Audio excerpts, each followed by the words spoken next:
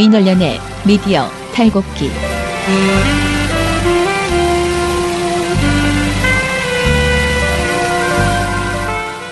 안녕하세요. 민원련의 미디어 탈곡기 23화 있습니다. 제가 또 고단세 또 까먹었습니다. 오늘 금요일이고요. 이제 선거 결과가 나온 지 3일 된 건가요? 네. 이제 오늘은 또 무엇을 털어볼까 고민했는데 사실 지금 우리가 선거 보도를 마무리를 다 못했잖아요. 그래서 7주차의 나쁜 보도들을 전부 다 정리해서 요렇게 저렇게 그게 그냥 주별로 이야기해도요. 제가 그걸 어제 얘기하다 보니까 주별로 이야기해도 되게 스토리가 좋아요. 스토리가 나와요. 네. 그게 대선의 주요 이슈들을 짚어주는 그 주에 이런 일이 있었고 이게 최악이었고 그 시기에는 안철수 띄우기가 있었구나. 이 시기에는 문재인 까기가 있었구나. 이런 식으로 정확하게 그걸 이야기할 수 있고 특히 저는 제일 재밌는 게 신문이었거든요. 저 신문이요. 그 신문에 그 칼럼 사설이 주로 많이 걸렸는데 사설 칼럼의 그 주장들이 종편으로 넘어가서 다 거의 그대로 활용되었었기 때문에 진짜 주옥 같은 분들이 다 선정됐구나. 네, 이런 생각이 들어서 이 두 개 신문 방송에 이달이 아니죠. 이번 선거에 매주 뽑아낸 그 선거보도 이것을 가지고 오늘 풀어보려고 합니다. 일종의 대선 미디어 감시연대 신문방송 특집이라고나 할까? 총정리. 네, 총정리라고나 할까? 네, 이야기 해보시죠. 신문부터 얘기해보죠. 네네네. 네. 신문.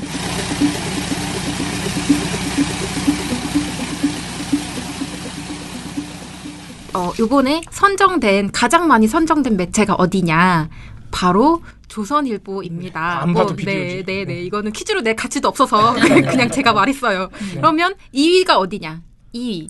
이것도 사실 여기서 지금 다 전부 다 알고 계실 것이기 때문에. 잠깐만, 저거 내가 샜는데 기억이 안 난다. 이게 중앙일보하고 기억이 안 왜냐면 난다. 원래는 항상 동아일보라고 생각했는데 막상 막하였어요. 이번에 차이가 별로 없어요. 중앙일보가 장난. 그래서 제가 기억이 안 나요. 어디가 2위인지. 한 끗 차이로. 그래도 2위가. 동아. 그래도 동아? 네. 역시 맞아요. 네, 그래도 동아. 근데 그, 별 차이가 없었어. 그러니까 조선일보가 10건 선정됐고요. 동아일보가 5건, 중앙일보가 4건이고 한겨레, 경향, 한국일보는 0건이었습니다. 네, 없었습니다. 네, 정말 앞으로도 계속 이러겠죠? 네. 그러면 일단 요거를 기간별로 대체 무슨 얘기 가지고 애들이 물고 뜯었나 한번 얘기를 해보겠습니다. 네. 3월 셋째 주 이게 1차 보고서였는데요. 이 당시 1위를 먹었던 게 그거예요. 박근혜 씨 그 퇴거 마지막 모습을 소설로 쓴 복거유 소설가의 기억하시나요? 그날 갑자기 경부고속도로로 방향을 튼 대통령 이거 네 말도 안 돼 유사 역사 대체 역사니 뭐 유사 역사니 하면서 말도 안 되는 소리 했었고요. 이게 1위였어요. 동아일보. 그리고 조선일보는 이때 세월호 3년 안전 업그레이드는 없고 정쟁만 있었다. 그러니까 당시 이제 세월호 정치 이용하지 말라. 그냥 늘 하던 그런 얘기가 한 번 더 반복했었던 것이고요. 세월호 2년 때쯤인가 보네요. 그럼. 맞아요. 네. 이게 정말 제가 생각했을 때 정말 너무 화가 났던 칼럼은 사실 이거 전날 있었던 3위 양상훈 칼럼이었어요. 이게 제목이 이제야 의원들 가슴에 달리는 천안함 배지 이거였는데요. 이 무렵에 조선일보가 주력했던 게 왜 여당 의원들이 달고 있는 천안함 배지나 그러니까 여당 의원들이 천안함에 대한 관심은 무시하고 야당 의원들만 세월호만 자꾸 조명하냐 이렇게 하면서 비교하면서 비난했던 얘기가 있었습니다. 이게 1, 2, 3위를 기록했고요. 그 다음 주 3월 넷째 주 같은 경우는 이제 박정훈 칼럼 조선일보 박정훈 논설위원회 박근혜 시대 이건데요. 박근혜 4년 동안 실패가 야당 때문이다 라는 주장을 했던 그런 칼럼입니다. 2위도 조선일보였습니다. 이거 또 세월호 얘기였는데요. 이 칼럼 정말 굉장했습니다. 조중식 디지털 뉴스본부 취재팀장의 세월호에서 위선과 증오를 파는 사람들. 제목이 모든 걸 다 말해주고 있습니다. 그러니까 야권에서 세월호 진상규명 요구를 하는 것 자체가 위선과 증오를 파는 행동이다라고 얘기를 했던 많이 거고요. 팔아야겠네. 중앙일보 3위는 중앙일보 전영기 칼럼니스트였는데요. 문재인의 선거 전 집권 풍경. 뭘까요? 이거 무슨 내용일까요? 선거 전 집권 풍경. 이건 뭐지? 약간 느낌은 그건데 이정재 칼럼. 네, 이게 선거 전에 이미 집권하고 있는 것처럼 군다. 막 그러면서 이제 뻔한 프레임. 네, 뻔한 그런 얘기를 했던 것이고요. 그 다음 주 4월 첫째 주 1위는 조선일보 대선은 지금부터 시작이다. 이영작 서경대 아하. 석좌 교수. 자, 대선이 지금부터 시작이다라고 하면 무슨 말 하겠어요. 반문 컨설턴트로서 네. 이제 구체적인 선거에서 우리 보수 우파들이 어떻게 해야 되는지 얘기를 해야 되는 건데요. 여기 이 내용이 정말 굉장했습니다. 흑색 선전해라. 안보 불안 부추겨라. 이걸 아예 그냥 맞아요. 노골적으로 맞아요. 조언으로 내놨어요. 그리고 2위는 동아일보 박정자 논설위원회 역사적 기시감이란 칼럼인데요. 이분 사실 되게 자주 문제 칼럼에 선정되시는 분이에요. 근데 이분이 주로 하는 것들이 좌파, 종북 이런 얘기를 많이 하십니다. 네. 네, 이분 너무 앞으로도 좀 자주 뵙게 될 것 같고요. 3위는 제가 제일 좋아하는 누구? 동아일보? 송평인. 맞아요. 네, 연대는 닮은 발가락 찾기다. 이것도 사실상 단일화해라라는 네, 많이 찾으세요 어떤 발가락. 컨설턴트인데 3주차부터 그러니까 4월 첫째 주부터 정말 노골적으로 성공 네, 컨설팅 보도가 나오고 있다는 걸 알 수 있죠. 그다음에 4월 4주차는 정말 압도적으로 네. 하나가 딱 선정이 됐었는데요. 이정재 칼럼. 네, 요거 아주 유명한. 요거 아주 유명하죠. 한 달 후 대한민국에 대한 이거 뭐 더 길게 설명드리지 않겠습니다. 사실 신문 칼럼이 되게 이 인터넷에서 유명해지기가 쉽지가 않아요. 맞아요, 근데 이 칼럼은 정말 전국적으로 인기를 탔던 예, 정말 심각한 패러디도 많이 나왔어요. 심각한데. 네, 패러디도 아, 많이 진짜요? 나왔어요. 패러디요? 패러디 칼럼도 많이 나왔어요. 아, 진짜 사람들이. 찾아봐야겠다. 웃겨. 4월 넷째 주 5차 여기에서는 1위 조선일보 박정우 칼럼이 일단 선정이 되었는데요. 제목이 김정은의 선량함을 믿는 햇빛 낙관주의. 뭔 말하는지 알겠다. 네. 그리고 이 1위가 사실 조선일보만 선정된 게 아니라 이 당시엔 조중동이 다 선정이 됐는데요.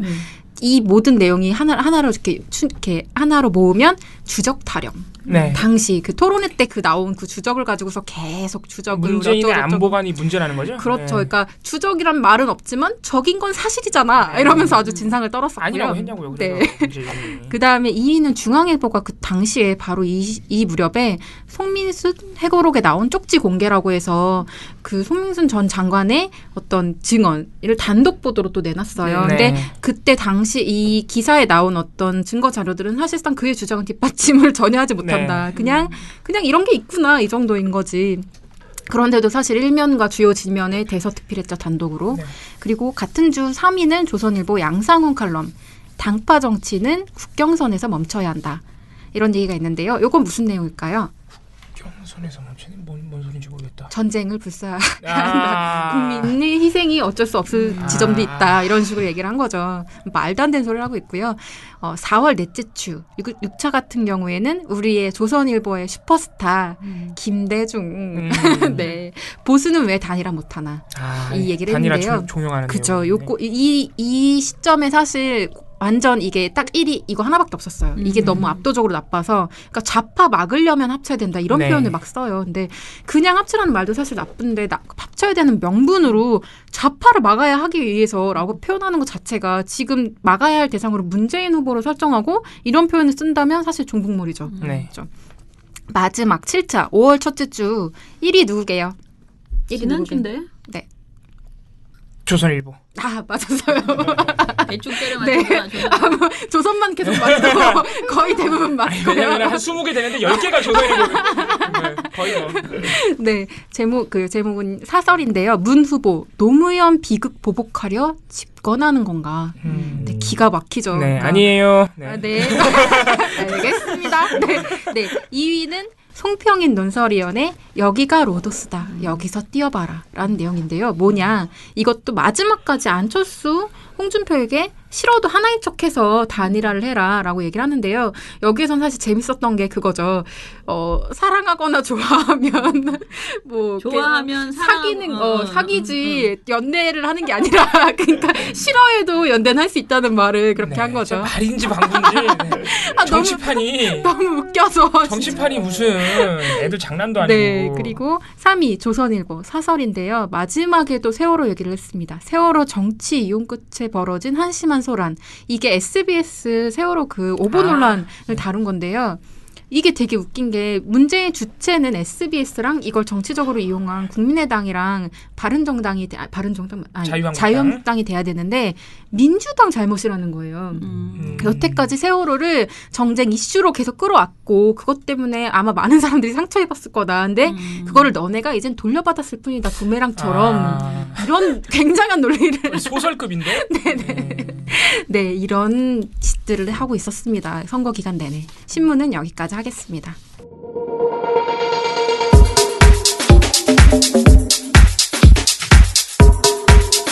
종편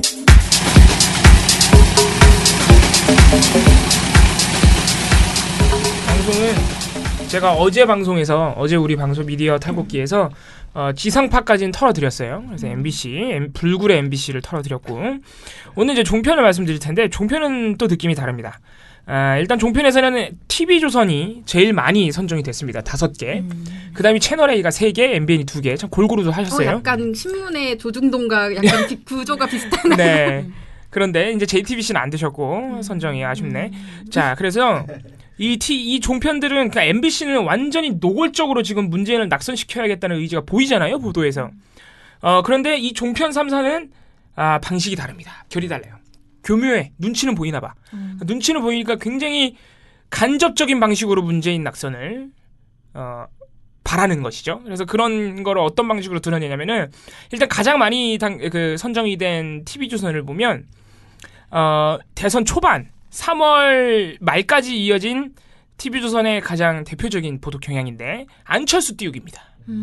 네.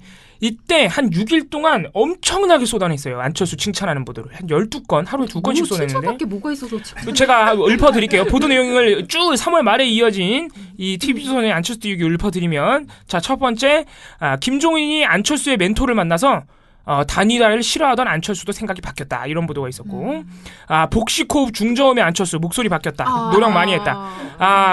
지난 대선까지 간철수라고 불렸는데 지금은 강철수, 독철수가 됐다. 독철수는 네. 뭐야? 그리고 지지율이 급상승하고 있다. 이건 기본이죠.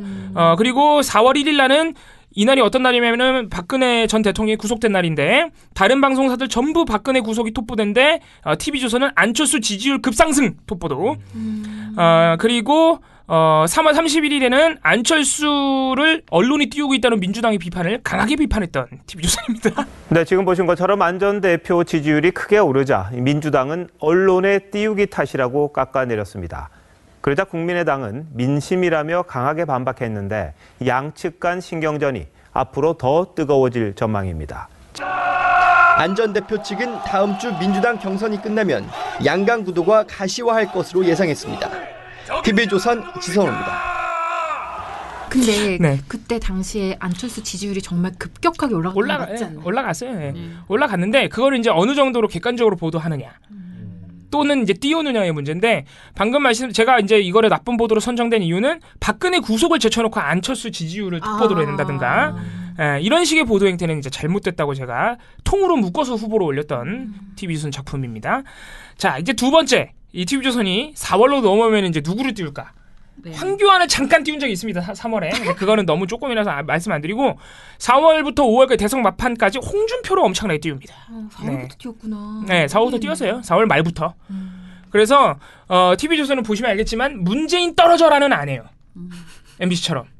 대신 안철수 만세, 홍준표 만세 이렇게 바꿔가면서 경쟁 후보들을 응원하는. 그래서 홍준표 띄우기의 대표적인 방식은 팩트체크로 홍준표가 말하는 건 전부 사실이라고 해주는 겁니다.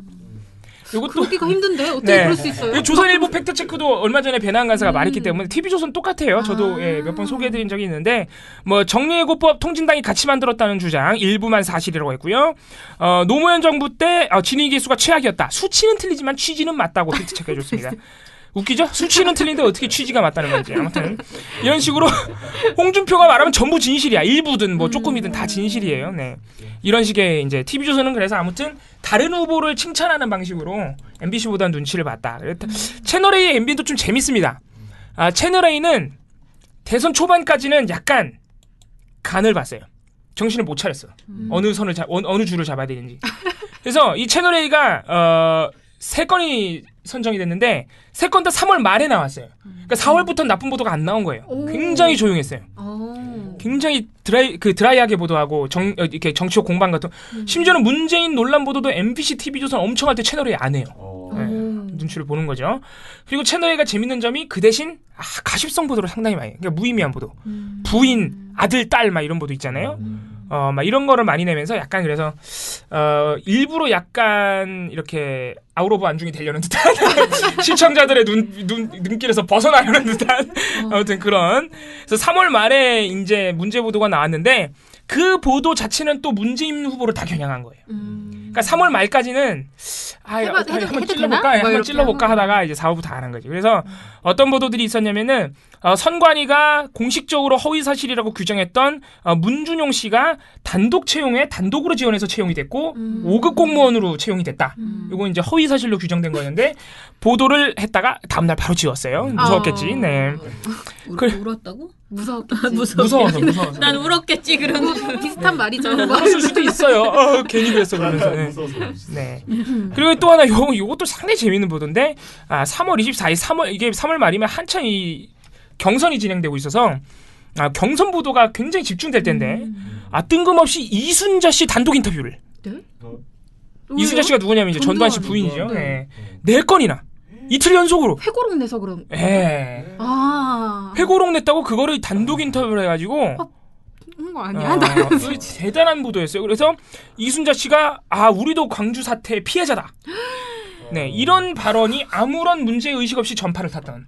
야. 이건 대선이랑 관계없이 그냥 무조건 최악의 보도로 선정이 됐다. 그래서 채널A가 이때까지는 근데 이거는 채널A가 대선과 관련해서 눈치를 봤다거나 정신을 못 차렸다기보단 그냥 관계없이 그냥 정신을 못 차리. 이건 일관적으로 정신 못 차리고 있는 거예요. 그렇죠. 네. 그러니까 원래 이게 채널A의 기본 마인드야. 맞아요. 이게 본질이에요, 이게.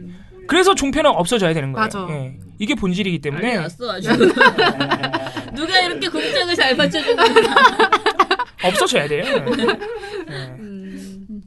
아무튼 간에 채널A 서로 줄여나가려고 하는 거예요 지금? 그러니까 채널A 망하면 조선일보 동아일보 힘들어지면서 약간 그렇죠. 가세가 그러니까 어차피 조중동이랑 조중동 하는 짓 똑같고 TV조선 채널A MBN 하는 짓 똑같잖아요. 통폐합 하세요. 어차피 그렇게 구구적인 짓만 할 텐데 통폐합해서 한꺼번에 같이 인력도 많이 있고 얼마나 좋아요. 효율적이고 나도 편하고 배낭 가서도 편하고 여러 명이 윈윈입니다. 부탁드릴게요. 자, 그래서 채널A는 요 정도로 하고 입 닥쳤습니다. 그 다음에 이제 MBN은 제가 뭐라고 참 이름 붙이기가 뭐하더라고요. 이상해 그냥. 가끔가다 그냥 똥볼 차는 거라서. 네. 채널A는 그냥 제가 대선 초반까지 정신 못 차린 채널A라고 이름을 붙여줬는데 MBN은 그냥 이상한 MBN이에요. 그래서 MBN이 2건 정도 이상한 보도를 냈는데 웃겨요. MBN은 좀. 그래서 MBN은 좀 전문성이 떨어지는 방송사가 아닌가. 그냥 보도를 잘 이상한 보도를. 네, 이상한 보도를. 첫 번째는 홍준표 후보가 도지사직을 내려놨을 때 울었어요. 다른 방송사들은 그냥 보도를 아예 안 하거나 울었다고만 보도했어요. MBN이 이거를 스트롱맨의 눈물이라는 제목으로 아주 감동적인 리포트를 냈습니다. 스트롱맨이라고 하던 스트롱맨을 자처하던 홍준표 후보도 정들었던 정남 도정을 떠날 때는 눈물을 흘렸다. 이렇게 하면서 아주 감동적인 리포트 하나 만들어주셨고 스스로를 스트롱맨이라고 자처하는 홍준표 자유한국당 대선 후보가 오늘은 약한 모습을 보였습니다. 눈물까지 흘리면서요. 최현규 기자입니다. 홍준표 후보는 평소 강한 리더십을 강조해 스트롱맨이라고 불렸습니다. 그런 홍 후보가 정말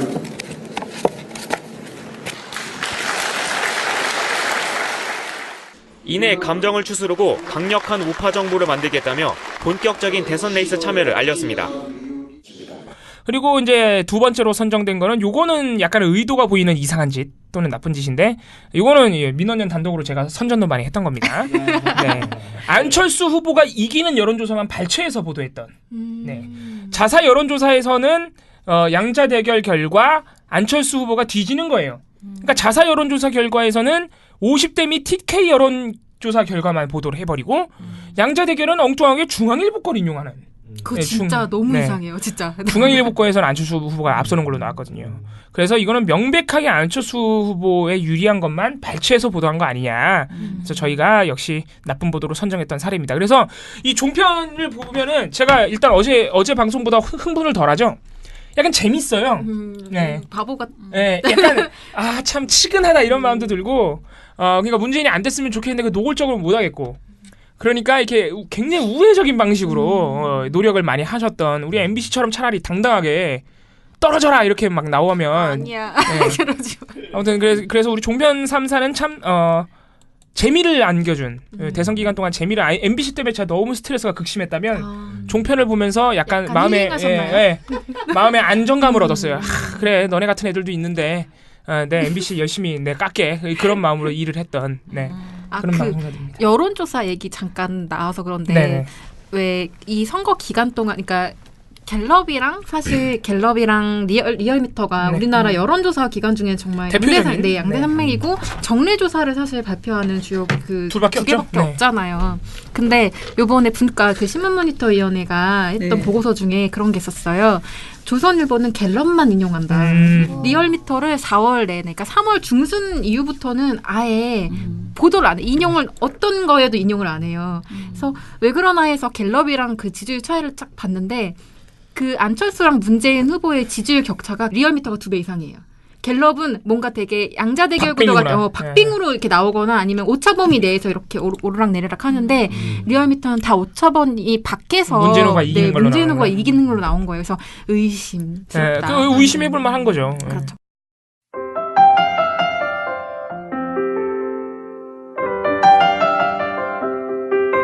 날이 좋아서, 날이 좋지 않아서, 날이 적당해서 모든 날이 언론을 모니터하기 싫었다. 민얼련의 미디어 탈곡기.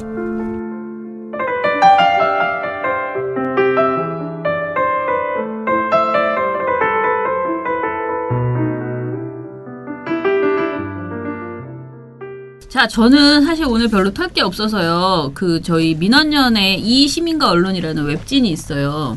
근데 웹진은 우리가 너무 바쁘니까 웹진을 제대로 읽지 않고 각자 우리 민원연 모든 분들은 자기가 하는 것만 열심히 봐. 그래서요. 총체적으로 다 보는 분이 사실은 거의 없습니다. 직업적으로 할 수 없이 저만 보는 것 같아요. 그런데 저도 사실은 요즘 너무 바쁘니까요.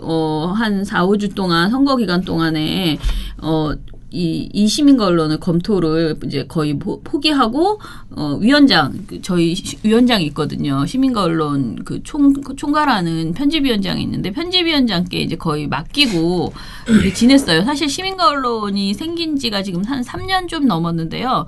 제가 3년 동안 아무튼 나름 이 주제랑 이런 거 굉장히 개입을 많이 하고 글도 되게 많이 고치고 막 굉장히 어르신들이 보내주시는 글인데 막 고쳐버리고 소제목 달고 막 이런 과하게 제가 막 개입을 했는데 이번 선거 때는 바쁘다는 핑계로 손을 놨거든요.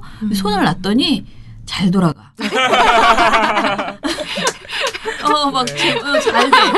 역시 욕심을 버리면. 역시. 그래갖고 제가 이제 계속 안 해도 되나? 막 이러면서 그러니까 위원장도 너무 이제 제가 미리 계속 얘기했거든요. 제가 못 보니까 책임지셔야 된다. 꼼꼼하게 보셔야 된다. 계속 이렇게 얘기하고 있는데 매번 그렇게 이제 잔소리가 아니고 이제 얘기를 계속 하고 있어요. 그런데 좀 잘 돌아가고 있는데 지금 그래가지고 좀 안 보다가 최근 이제 나온 것들 한 1, 2주 전에 나온 것들을 이렇게 쭉 보는데요.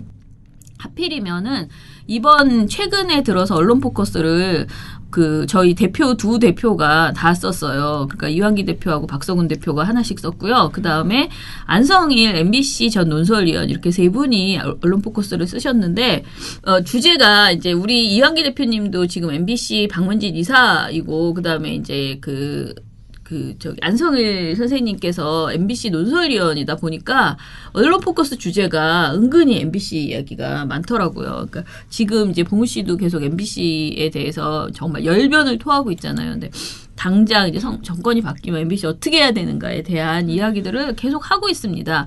근데 일단은 저는 이한기 대표 글을 보면서 사실 앞에 있는 내용들은 이제 선거가 내일 코앞에 다가왔는데도 계속 그렇게 우리가 이제 선거부도 MBC고 다 엉망이다 그런 이야기를 하시다가 중간 이제 거의 결론 부분에서 뭐라고 말하냐면은 이렇게 언론이 난리니까 개판이니까 소수의 건강한 언론이 역할을 해줘야 되고 그게 지금 정말 중요하다. 그리고 특히 공영방송 정상화가 굉장히 필요하다라고 얘기하고 적폐청산의 주적인 언론을 개혁하는 것이 먼저다라고 얘기를 했어요. 그런데 이 말이 이제 제 귀에 들어왔는데 그 MBC 형식개조 작업을 해왔던 적폐 부역 세력들에 대한 확실한 청산이 절대적으로 요구된다. 그것만 제대로 이루어져도 절반은 성공한 것이다.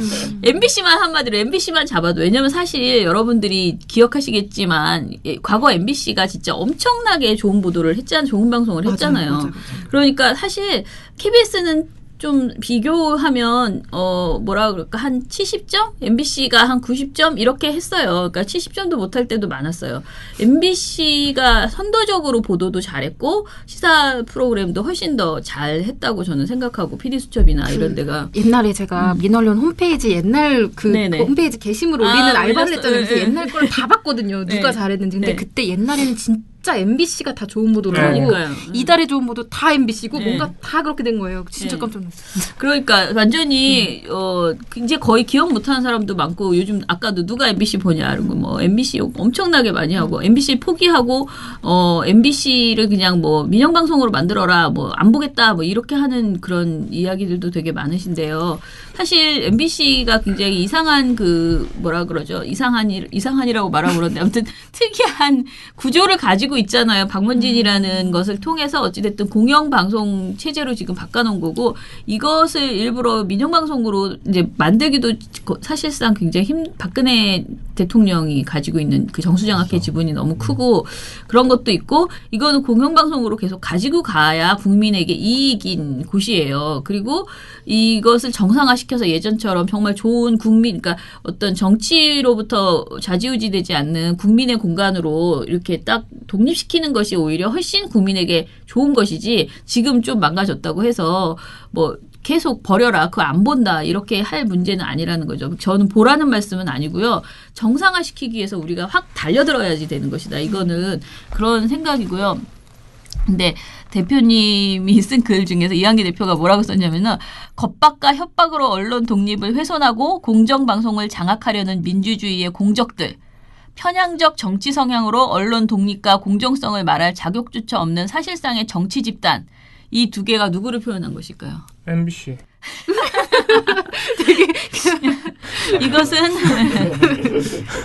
이것은 MBC 언론 부역자들이 노조를 공격한. 그래요? 와, 이거 MBC 지금 경영진이 한 말이에요. 네, MBC가 노조한테 야, 진짜 가당치도 않다. 적폐가 적폐를 말한다는 거예요. 그래서 이한기 대표가 뭐라고 했냐면 사탄도 성경 구절을 응월대듯 부역자들도 공정방송 운운한다. 이거 너무 적절한데요. 그죠? 그러면서 수구 언론들은 통합이니 국민 화합이니 하면서 적폐 세력과의 동거를 주문하고 있는데 중요한 것은 개혁 세력과 적폐 세력의 어설픈 화합이 아니라 구습과 악폐에 젖어 있는 적폐 세력을 국민으로부터 떼어내는 일이다. 이 글을 쓰신 것은 선거 전입니다. 5월 2일 날 이런 글을 쓰셨고요. 우리 박성호 대표는 더 막 이렇게 강하게 막 주장하는 사람이잖아요. 제가 막 듣다가 아까 웃었는데 뭐라고 결론만 다 필요 없고 결론만 있으면 돼요. 결론이 뭐냐면은 새 정권 출범 초기가 언론 개혁 성공의 골든 타임이면 이론의 여지가 없다. 지금이에요. 지금 언론 개혁의 골든 타임이야. 새 정권이 수구 언론의 눈치를 보면서 자고우면하다가 결국 언론개혁도 또 다른 민주개혁도 무산시키는 우를 범하지 않도록 깨어있는 우리 시민들이 정권 초기부터 언론개혁의 기세를 거세게 휘몰아쳐 나가자! 이게 약간 두 분이 성향이 어떤 차이가 있는지. 네, 한 분은 이사시고 네, 한 분은 시민운동 가시니까 네. 언론개혁의 기세를 거세게 휘몰아쳐 나가자 이렇게 하셨습니다. 옛날에 웅변하는 네. 실제로 민원연은 그래서 선거 때부터 이 휘몰아쳐 나가기 위한 지금 폭탄을 준비 중에 있는데 지금 이제 하나는 이명박 박근혜 정부의 언론 장악, 방송 장악 그 백서를 만들고 있고요. 또 하나는 언론의 편파보도 백서를 만들고 있어요. 이 두 개. 그러니까 하나는 정권이 어떻게 언론을 장악해 나갔는가, 특히 공영 언론을. 또 하나는 그랬더니 보도들은 어떤 짓을 했던가. 이 두 개의 그 10년의 백서를 지금 만들고 있는데요. 반드시 5월 내에 또는 아무리 늦어도 6월 초에는 만들어서 이거를 뿌리면서 우리가 이 언론개혁, 그러니까 적폐청산을 위한 그 캠페인 같은 것을 해보려고 합니다. 그래서 여러분 쉴 날이 멀지 않았습니다.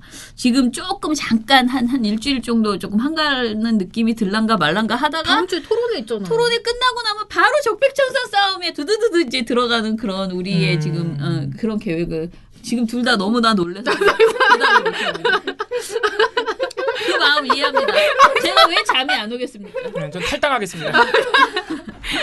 자, 내가 생각했던 스케줄이랑 좀 다른데. 네, 미국으로. 저는 네. 이 안성일 이제 그 논설위원은요, MBC 논설위원 전 논설위원이죠. 이분은 굉장히 이제 온건한 분이세요. 그런데 그런 분들이 원래 그 안에서 이제 겪으면서 그 분노가 막 이렇게 쌓이면 원래 그 뭐라 그러지 순한 분들이 화나면 더 무섭잖아요. 이제 그런 게 있더라고요. 그래서 이 글을 보면 분노가 이렇게 꾹꾹 이게 눌러져 있는 분노가 있습니다. 그런데 여기서 보면 이렇게 다른 사람들은 대부분 거대 담론 이야기를 하는데 이 분이 쓴 이 언론 포커스에 뭐가 나오냐면은 제목이 황폐해진 MBC 사내 인간관계라는 제목이 나와요. 막내 기자들 징계 때린 거. 네네. 그러면서 계속 이렇게 기자들을 자꾸 부당 정보를 하고 징계를 하고 해직, 정직, 징계 이런 것들을 마구잡이로 하고 정작 이제 3년째 신입 기자를 뽑지 않고 있는 MBC의 문제들. 네, 다 시용 기자로 채우고 있어요. 시용 기자로 채용한 이런 문제들을 하고요. 그런데 새 사장이 먼저, 그러니까 새 사장 벌써 들어온 것 같아 이분은. 새 사장이 먼저 할 일은 되돌리기다라고 하면서 MBC 이미 전제가 다르네요. 새 사장을 이미 그러면서 이제 김장겸 사장을 어떻게 물러나게 할지 참 그게 나는 지금 답이 없는데. 과정이 생략돼 있어. 새 사장이 먼저 할 일에 대해서 얘기를 합니다. 마음이 급하죠. 법원의 판결대로 해고자 복직시키고 징계 조치 원상 회복하고 원래의 일자리로 돌려놓아야 한다. 쫓겨났던 기자와 PD들이 다시 취재하고 프로그램을 만들게 해야 한다. 신뢰도와 영향력이 떨어진 뉴스와 시사 프로그램의 콘텐츠 때문이었으므로 그 콘텐츠로 승부해야 한다. 그리고 겸손하게 수용자의 반응을 기다려야 한다. 콘텐츠 회복보다 어려운 것이 사내 문화의 복구다. 사실 이게 제일 걱정이라고 다들 그러거든요. 특히 경력사원과 간부급 부역자들의 처리가 그렇다. 2012년부터 지금까지 부당한 피해를 당한 사람들이 참고 있던 억울함과 분노가 적지 않다. 어떻게 풀어야 MBC의 미래에 도움이 될 것인지 정말로 신중하게 합의점을 찾아야 할 것이다. 안강한가 일당들이 했던 식으로 인사에 칼을 휘두르고 싶은 유혹이 있을 것이다. 그 유혹을 어떻게 극복할 것인지 치열하게 논의해야 된다. 그러니까 이분은 굉장히 점잖게 일을 진행하는 스타일이죠. 근데 저도 이런 방식에 동의합니다. 네. 아무튼 이런 고민이 있었고요. 그래서 지금 역시 우리 민원연의 언론 포커스의 주제가 그러니까 저 언론 포커스 컨셉이요. 그러니까 언론 비평이 아니고 문제. 네. 예, 언론의 전반적인 문제 중에서 이렇게 큰 이슈를 잡고 가는 거거든요. 근데 MBC 문제가 제일 많이 언급. 근데 최근에 언론계에서는 사실 MBC만큼 좀 심각한 상황이 없죠. 네. 그리고 저희가 외부 기고자를 이제 받기 시작했는데 CCBB 좀 기고하실 분을 늘렸잖아요. 예전에는 저희 민원연 정책위원 위주로만 하다가 근데 그 중에서 김영훈 민주노총 위원장 그리고 전 철도노조 위원장이셨죠. 그 김영훈 그 위원장께 글을 받기 시작했어요. 근데 첫 글이 왔었는데 이 제목만 보니까 벌써 울컥 눈물이 날라 그랬어. 세상에서 가장 슬픈 노동절이라는 글 한번 꼭 나중에 읽어보세요. 글 참 좋더라고요. 강성 귀족노조 불편한 진실에 대하여라는 제목의 글이 왔는데요.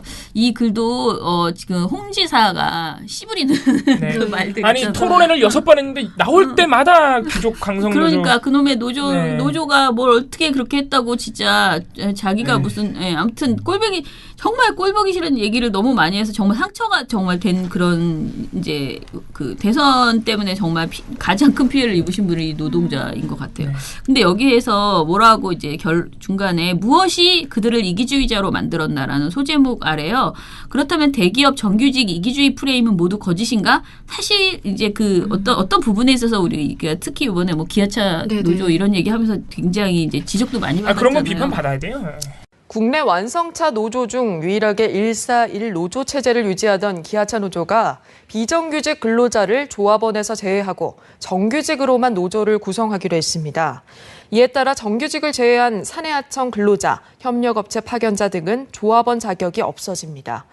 국내 완성차 3사 가운데 2007년부터 유일하게 통합노조 체제를 유지해온 기아차 노조는 10년 만에 정규직과 비정규직 노조를 분리하게 됐습니다. 근데 그런 이야기를 하면서 여기에 뭐라고 나오냐면 현대차 노사관계를 연구한 박태조 박사는 임금에 대한 욕망은 고용 불안의 사생아라고 규정했다.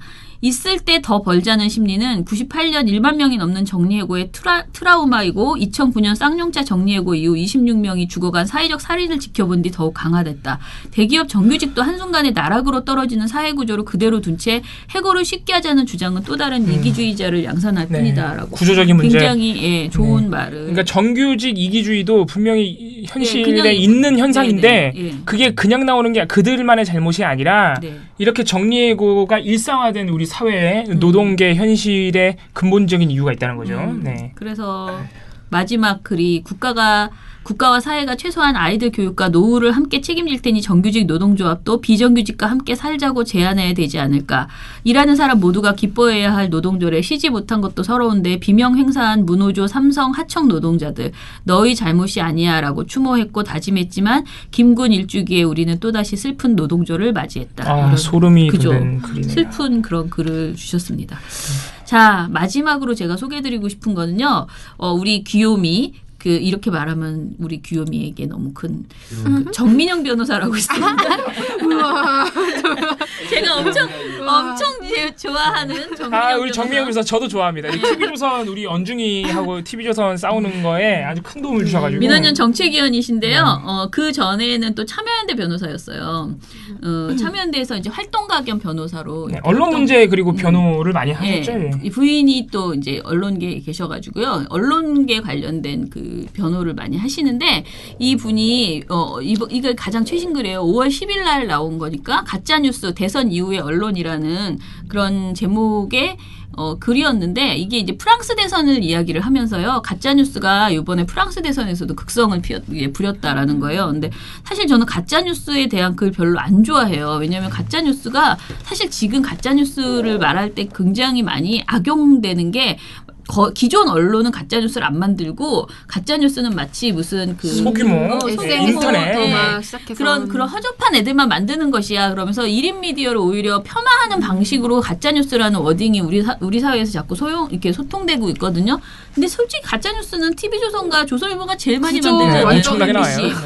이런 데서 만드는데 그래서 제가 가짜 뉴스 프레임을 굉장히 우리나라에 지금 있는 가짜 뉴스 프레임 문제라고 생각하는데 여기에 이제 뭐라고 하냐면은 가짜 뉴스에 대한 합의된 정의는 아직 정립되어 있지 않지만 최근 열린 어느 학회에서 가짜뉴스를 정치 경제적 이익을 위해 의도적으로 언론 보도에 형식을 하고 유포된 거짓 정보라고 정확하네요. 규정했다고 합니다. 그럼 MBC는 뭐 가짜뉴스 공장이네? 그러면서 가짜뉴스가 퍼지는 두 가지 이유를 이야기를 했는데 사람들이 언론에 대해서 갖는 기대 자체가 달라졌다. 그러니까 간단히 말하면은 요즘은 언론 기사 외에도 SNS 등 새로운 정보를 접할 통로가 많아지고 사람들이 언론사의 기사에 의존하는 정도는 과거에 비해서 낮아졌다. 그러다 보니 사람들이 자신이 이미 가지고 있는 정치적 견해를 재확인시켜주는 내용의 정보를 언론을 통해서 그러니까 내가 믿고 싶은 거를 듣고 싶은 거죠. 듣고 싶은 거지. 확인받고 싶어진다. 오히려 이러한 확증 편향을 깨뜨리는 언론을 공정하지 못한 보도로 하는 집단으로 매도하는 일도 종종 벌어진다. 이거 정말 그죠. JTBC가 떠오르는 가짜뉴스는 이러한 집단적 심리에 효과적으로 호소하는 측면이 있다라고 했고요. 그리고 제도 언론에 대한 불신이 깊어진 것도 이 두 가지 이유가 있다라고 했는데 제가 하고 싶은 말은 딱 이건데요. 이번에 프랑스 대선에서요. 이런 일이 있었대요. 그러니까 프랑스 대선에 가짜뉴스가 막 있었는데 대선 결선 투표를 이틀 앞둔 시점에서 마크롱 캠프의 이메일 유출 파문이 불거졌대요. 마크롱이 이번에 했잖아요. 그 대통령. 근데 유출되었다는 이메일에는 진짜 문서와 가짜 문서가 뒤섞여 있었대요. 그래서 그 그 유출 자료를 살펴서 그 진위를 판단하기에는 시간이 충분치 않았다고 합니다. 그래서 프랑스 언론들이 이를 보도할 것인지의 여부에 대해서 매우 신중한 태도를 취했고 결과적으로 언론이 정도를 걸음으로써 가짜 뉴스에 적절히 대응한 사례로 평가받고 있다고 합니다. 보도 안 했다는 거예요? 예. 안 했죠. 안 했다는 거죠. 네. 우리나라 같았으면 일단 하면서 마크롱 떨어졌죠. 의혹이 있습니다. 난리 났죠. 난리 게다가 났죠. 완전 가짜도 아니고 진짜 가짜가 섞여 있었다고 하니 우리는 다 진짜 돼버리는 거지. TV조선 같으면은 아예 마크롱 후보를 가짜 뉴스의 근원지로 보도했을 거예요. 아마. 그러니까. 예를 들자면 그렇다는 겁니다. 그래서 이번에 우리 경민정 변호사의 마지막 결론은 대통령 선거가 끝났으니 가짜뉴스에 대응하기 위한 갖가지 아이디어와 대안들이 제시될 것이다. 사실 저한테도 이런 전화 많이 오거든요. 어떤 대응이 필요하다. 뭐 어떻게 법적으로 막아야 되나. 저는 법적으로 왜 꼭 이걸 법적으로 그렇게 법부터 들이밀려고 하나 지금부터 이런 생각을 하는데 아무튼 허망한 얘기일 수는 있지만 출발점은 언론이 본연의 역할에 충실히 하는 것이어야 한다. 맞아요. 권력과의 거리를 유지하면서 감시와 비판이라는 본래 역할에 집중하고 그럼으로써 언론의 신뢰를 재건하는 것. 그것이 이 문제에 대응하는 가장 기본이지 맞습니다. 않을까. 박수! 아주 마음에 드는 이런. 우리 그 시민과 언론 글들이 훨씬 더 좋아졌네요. 네. 정말. 아까 그 노동절 관련. 내가 안 보니까. 역시 아니 그리고 자유 주제로 이렇게 하면서 굉장히 그분이 제일 잘 아는 주제로 이렇게 쓰게 지금 계속 유도하고 있거든요. 정말 읽을 게 많아졌네요. 사실 이게 약간 누군가 게이트키핑 해줄 거라고 믿고 그냥 쓸 때랑 책임 안 져준다고 맞아요. 이럴 때 그 글이 또 달라져. 지금 글의 완성도도 훨씬 나아졌어요. 진짜 예전보다. 너무 그러면 내가 주눅도. 아니 차장님이 잘못했다는 게 아니라. 그러니까 사람들이 자기 검열을 잘했다. 솔직히 뭐 더 이상 말하지 않겠습니다. 그러니까 씨를 많이 뿌려서 3년 동안 막 이렇게 해서 자리를 좀 잡은 것 같아. 이 시민과 언론이 사람 보내시는 분들이 이게 나름 이제는 잘 팔리기도 해요. 오마이뉴스나 미디어오늘이 지금 탑으로 계속 탑으로 걸려 있고 그러다 보니까 보내주실 때 예전처럼 이거 뭐 내가 준다고 어디에 실리는지도 모르고 이렇지 않잖아요. 요즘은 잘 유통이 되니까 더 좋은 것 같아요. 요새 우리 잡지, 저 민원연 잡지가 읽을만 하겠네요. 네. 저 안 본 지 꽤 됐는데. 읽을만 하겠네요. 이렇게 안 읽어. 자기 것만 그냥 교도상. 내 것도 잘 안 읽어. 한번 써놓으면 우리 집에 끝이에요. 배달 오면 읽을 텐데 나 안 주니까. 왜 안 줄까? 사무실에서 보니까. 예, 그러면은 여러분 이제 주말입니다. 저희는 주말에 또 거시기 가지 않습니까? 광주술래? 그래서 사실 저는 광주술래 정말 좋아해요. 저는 결혼하고 신혼여행 갔다 돌아올 때도 광주부터 갔었거든요. 우리가 무슨 투사여서 그런 게 아니고 광주 되게 좋아해요. 광주 그 묘역에 가는 게 뭔가 한 해를 정리하는 그런 정리하고 새로 시작하는 그런 마음을 주는 곳이에요. 거기 좋아하는 사람도 많고 이렇게 그 뒤에 있는 이름 없는 그 묘비명들 이렇게 보면 다시 어떻게 살아야 될까에 대해서 뭐 그런 막 여러 가지 생각 들게 하거든요. 그래서 좋은 데다가 저는 이번에 김태진 의장님께서 저희랑 같이 가서 송건호 선생님에 대해서 이야기하는 그거를 해주신다고 해서 진짜 마음이 짠합니다. 왜냐하면 제가 보구 씨는 들었겠지만 제가 이걸 부탁할 때 일정이 이미 있고 약속이 있고 불가능하다라고 말씀하셨고 그래서 제가 그럼 다른 사람을 소개시켜 주세요 그랬는데 선생님 마음에 성에 차는 분이 없었나 봐요. 홍건호 선생님을 자기가 생각하는 것만큼 잘 정리해서 말해 주실 사람을 구하지 못했던 것 같아요. 그 저녁에 전화가 왔는데 그냥 내가 갈게 그러시는데 선생님 목소리가 어땠냐면은 민원연이 그렇게 기특하게 그런 시간을 갖겠다고 했는데 내가 그거를 이제 안 하면 안 되지라는 저는 그 마음이 뭔지 알아요. 저도 만약에 성유보 선생님을 누가 추모한다 그러면서 만약에 나에게 뭐 너가 와서 뭐 해 그럼 제가 막 만사를 다 제쳐놓고 그거를 할 것 같아요. 그러니까 김태진 의장님에게는 송건호 선생님이 또 그렇게 아주 굉장히 그 동아투이 사태 때 보도국장이었거든요. 동아일보. 편집국장은 그렇게 나오지 않으셔도 되는데 젊은 기자들을 따라서 나오신 거잖아요. 굉장히 연배가 많으신 분이고 정말 대단한 그런 정말 참언론인이라고 할 수 있는 그래서 뉴스타파에 가면 뉴스타파 정문에 전체 한 벽면을 송건호 선생님 사진으로 이렇게 쫙 해놨잖아요. 그러니까 그런 분이셨고 그래서 이번엔 저도 사실은 송건호 선생님 저 요즘 송건호 전집을 읽기 시작했거든요.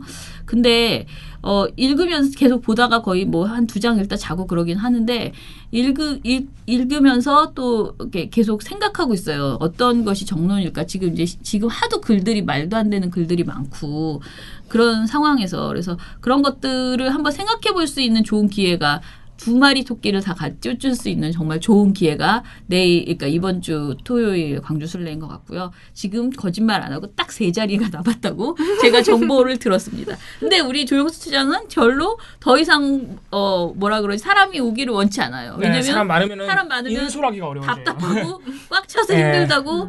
근데 저는 그래도 꽉 채워서 40명이 다 같이 내려갔으면 좋겠다라고. 이미 제가 알기로 40명이 오바가 됐어요.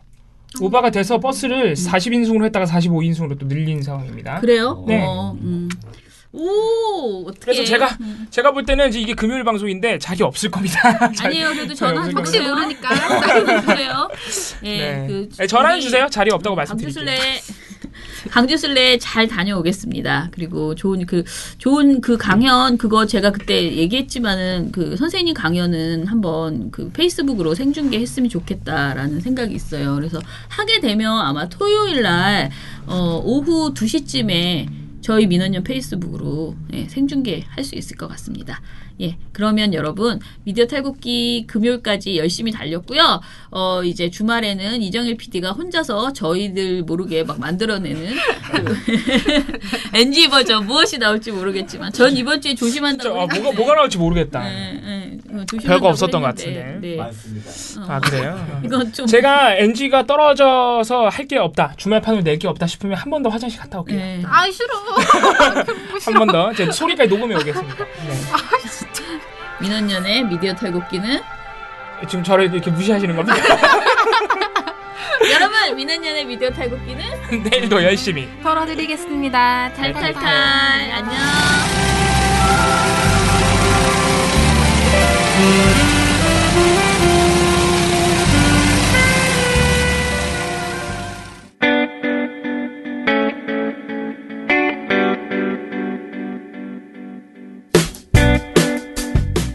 안녕하세요. 민원연의 이봉우 활동가입니다.